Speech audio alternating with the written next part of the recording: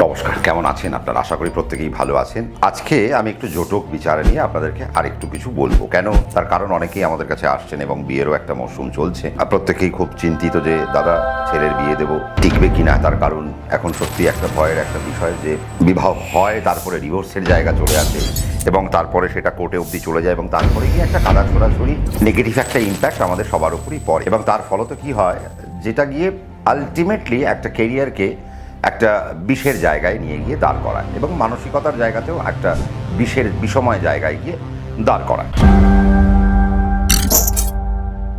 আজকে আপনারা অনেকেই বলেন যে সম্রাটদা, যে কার সাথে কার বিবাহ হবে, বিবাহের সময় আমরা কি দেখব। আপনারা অনেকে বলেন যে আমি অনেককে দেখিয়েছি, তিনি বললেন যে না, এখানে তো 18 গুণ মেলেনি, তাহলে তো বিবাহ দেওয়া যাবে না। যদিও এ নিয়ে আমি আগেও বলেছি, তথাপি আবারও নতুন করে বলছি, তার কারণ আমাদের তো এখানে কিছু নতুন ভিউয়ার্সও আছেন যারা নতুন নতুন জয়েন করছেন, তো তাদেরকেও তো জানান দিতে হয়। তো এবং সেই জায়গায় আমি কোথাও না কোথাও একটু দায়বদ্ধ। আজকে আমরা যখন বিবাহ করি, আমরা একটা জটক বিচার করি এবং জটক বিচারে আমরা কি করি, আমরা 36টা গুণকে আমরা মেলাতে চাই। কিন্তু মজার বিষয় হচ্ছে যে আমাদের যখন আমরা জটক বিচার করব, বা আপনাদেরকেও এটা জানিয়ে রাখি, আপনারা যখন জটক বিচার করবেন, আপনার বাড়িতে বিবাহযোগ্য কোনো মেয়ে থাকতে পারে বা বিবাহযোগ্য কোনো ছেলে থাকতে পারে, আপনারা তাদের বিবাহ দেবেন, নিশ্চয়ই দেবেন, কিন্তু কার সাথে কার ইকুয়েশন ভালো হয়। দেখুন, আজকে সবার আগে যেটা দেখতে হবে, আমরা যখন জন্মছকে চলে যাব তখন আমরা আগে দেখব যে আমাদের জন্মছকে ধরুন অগ্নিতত্ত্ব পড়ে রয়েছে, হয়তো আপনার ছেলের অগ্নিতত্ত্বের একটি রাশি, তাহলে তার সাথে সব থেকে ভালো কে যাবে? তার থেকে সব থেকে ভালো বায়ুতত্ত্বের রাশি যাবে।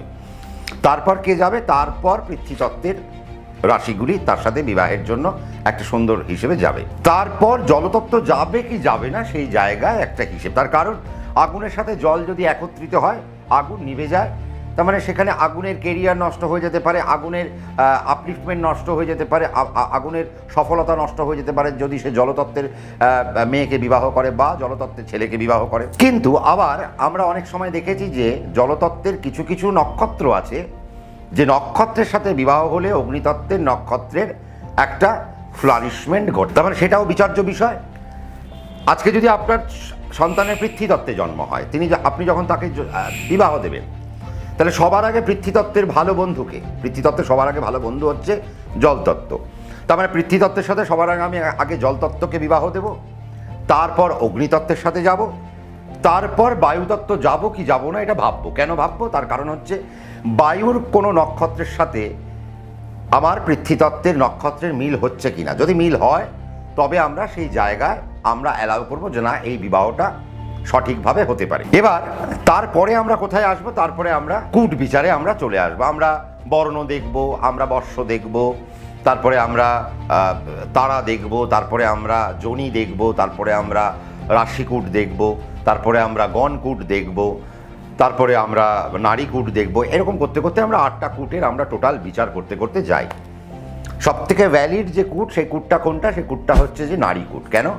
আদি, অন্ত, মধ্য। এবার আমার সাথে আদির বিয়ে হচ্ছে, নাকি আদির সাথে মধ্যের বিয়ে হচ্ছে, নাকি আদির সাথে অন্তের বিয়ে হচ্ছে?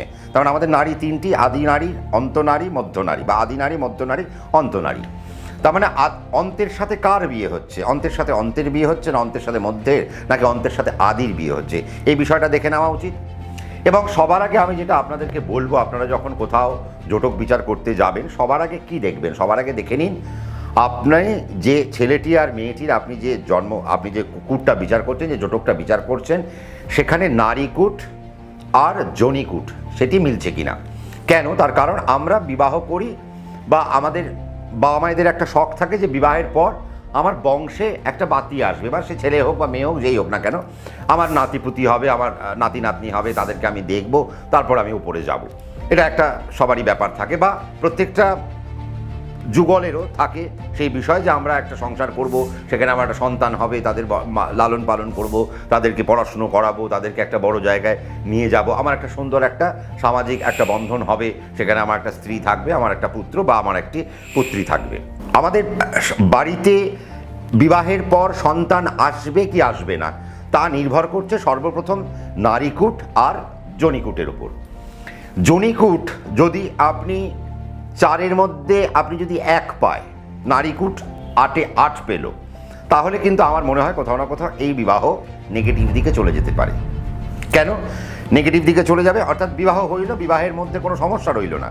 কিন্তু বিবাহের মধ্যে সমস্যা যেটা রইতে পারে সেটা হচ্ছে যে আপনার সন্তান যে জন্ম নিল তার কোনো বিকলাঙ্গতা থাকতে পারে, বা অটিস্টিক চাইল্ড হওয়ার সম্ভাবনা একটা বেড়ে যেতে পারে। বা দেখা গেল আপনার জনিকুটে 4-এ আপনি 3 পেয়েছেন, কিন্তু আপনার নারীকুটে 8-এ আপনি 0 পেলেন। তার মানে বুঝতে হবে যে আপনার নারীর কোনো মিল হলো না। এবার নারীর মিল না হলে আমরা সবার আগে যে ভয়টা পাই সেটা হচ্ছে যে আমরা ভয় পাই কি, যে এই বিবাহটা আগামী দিনে গিয়ে কোর্টে যেতে পারে, বা এই বিবাহটা আস্তে আস্তে নিষ্পত্তির দিকে যেতে পারে, এই বিয়ে সুখের নাও হতে পারে। তার মানে নারীকুটটা একটা ভ্যালিড, তার মানে 4-এ আপনি 4-এ 4 পেলেন, কিন্তু নারীতে আপনি হয়তো 0 পেলেন। তার মানে আপনার এই বিবাহ কোর্টে গিয়ে শেষ হতে পারে, ডিভোর্সের মতো জায়গা তৈরি হতে পারে, কাদা ছোড়াছুরির জায়গা তৈরি হতে পারে। আবারও আরেকটা জিনিস তৈরি হতে পারে যে জনিকুটে 4-এ 4 বাট নারীকুট মিল না হওয়ায় আপনাদের মধ্যে সন্তান সম্ভাবনা কমে গেল। তার কারণ আমাদের কাছে অনেকে এসে আমার কাছে রিসেন্টলি এক মাসিমা এসেছিলেন, তিনি তার সন্তানকে বিবাহ দিয়েছেন, কিন্তু সে সন্তান বিবাহ করতে চায়নি।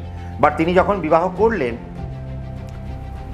বিয়ের পর তাদের যে স্বামী স্ত্রীর যে শারীরিক সম্পর্ক, সেই সম্পর্কের যে ইচ্ছা, সেই ইচ্ছাটা ছেলেটির মধ্যে কমে গেছে, এবং সে বলছে যে না, আমি আর শারীরিক মিলনে যাব না। ফলত এবং মাসিমা যখন তার সেই ওয়াইফ, মানে ওই ছেলেটির ওয়াইফকে নিয়েই এসছে, তার পুত্রবধূকে নিয়ে এসছেন, এবং সেই মেয়েটি কিন্তু অত্যন্ত ঘরোয়া, এবং তিনিও সেই ছেলেটিকে ছেড়ে যেতে চাইছেন না, এবং তিনি বলছেন না, আমি শেষ দেখে ছাড়বো, আমি যখন বিয়ে করেছি বিয়ে তো আমি ভাঙবো না।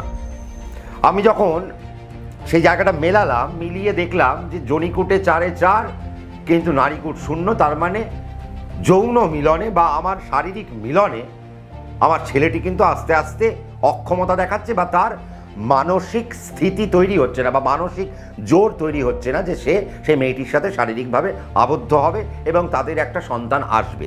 এবং সেই মাসিমা অত্যন্ত চিন্তিত, এবং তিনি আমাকে জিজ্ঞেস করলেন, সম্রাট, আমি কি আমার নাতি নাতির মুখ দেখবো না? এবং আমার তো মনে হচ্ছে আমার ছেলেকে বিয়ে দিয়ে আমি আমার এই মেয়েটির সাথে অন্যায় করলাম। দেখুন কত ভালো লাগে এই বিষয়গুলো দেখতে, যে একজন শাশুড়ি তিনি তার পুত্রবধূকে নিজের কন্যা সমান জায়গা দিয়েছেন, এবং তিনি নিজেকে একটা অপ্রস্তুতজনক একটা পরিস্থিতিতে রাখছেন, এবং তিনি বলছেন আমার ভালো লাগছে না যে আমি এই মেয়েটির জীবন মনে হয় কোথাও না কোথাও নষ্ট করে দিলাম। তার মানে আমাদের এই কূট বিচারটা আমাদের কাছে খুব ইম্পর্টেন্ট।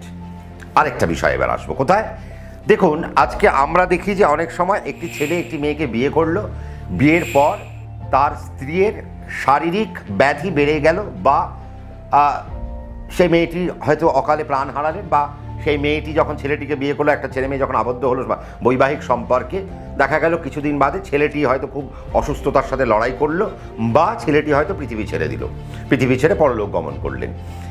এটা কোথা থেকে হবে? আমরা দেখলাম হয়তো সমস্ত কূট আমাদের ঠিক আছে, বাট আমরা একটা জিনিস দেখতে ভুলে গেলাম, সেটা হচ্ছে তারাকূট। তার মানে তারাকূট আমাদের কাছে এমন একটা বিষয় যে যার বিচার করে আমাদেরকে বিবাহের জন্য আমাদেরকে পারমিশন দিতে হয়। আমরা সেই জায়গায় পরামর্শ দেব যে হ্যাঁ, এই বিবাহ সম্ভব, তারাকূটে মিল আছে।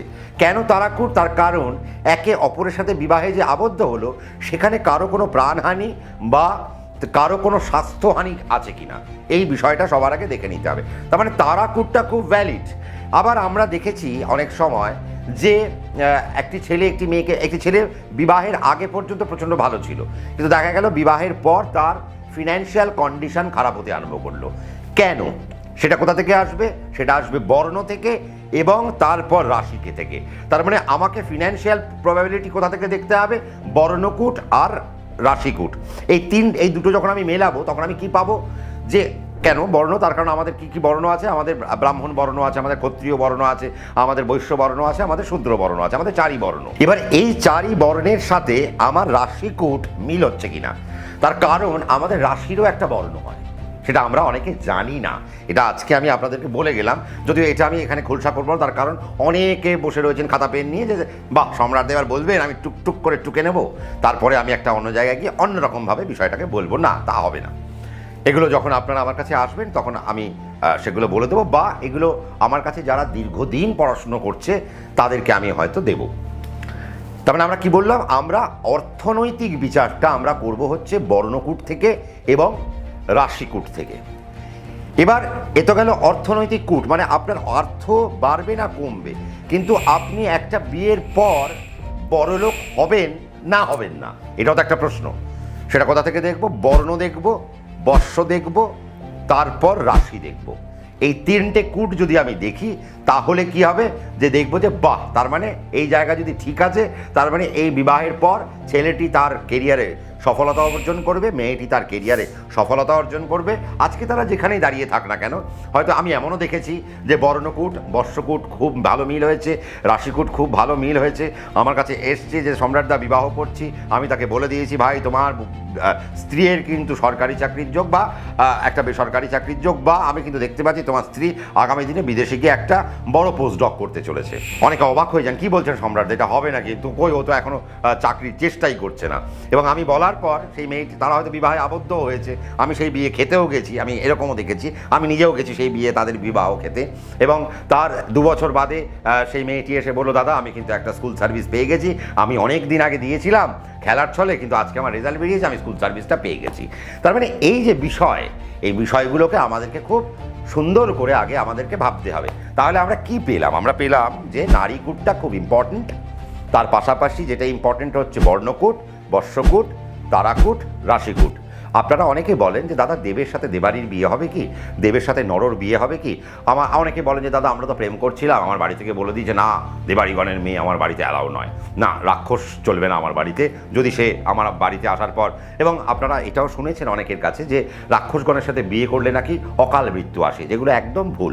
দেখুন, গণ হচ্ছে ক্লাস। কেন? দেবকুল কোথায় থাকে? স্বর্গে থাকবে। আজকে নরকুল মানে নর যারা গণ, তারা কোথায় থাকবে? তারা মর্তে, মানে আমরা মর্তবাসী, আমরা নর, মানে আমরা মানুষ, মনুষ্যগণ আমরা। আর আমাদের যে পাতাল লোক রয়েছে, সে পাতাল লোকে বা যেটা অসুর লোক রয়েছে, সেখানে কারা থাকবে? সেখানে দেবারী থাকবে। দেবের সাথে দেবারীর হবে না তা না, নিশ্চয়ই হবে। আমি অনেককেই দেখেছি দেব দেবারী বিয়ে হয়েছে, খুব সুন্দরভাবে তারা হ্যাপিলি ম্যারিড লাইফ লিড করছে। সমস্যাটা হচ্ছে কোথায়, যে আপনি যে গণ, আপনার যখন গণ দেখবেন, সেই গণের পাশাপাশি আপনাকে সবার আগে বর্ষ দেখে নিতে হবে। তার কারণ বর্ষ মানে হচ্ছে বর্ষতা, আমি তার বশে কতটা বা সে আমার বশে কতটা, অর্থাৎ আমাদের মেন্টাল অ্যাডজাস্টমেন্ট কোথা থেকে।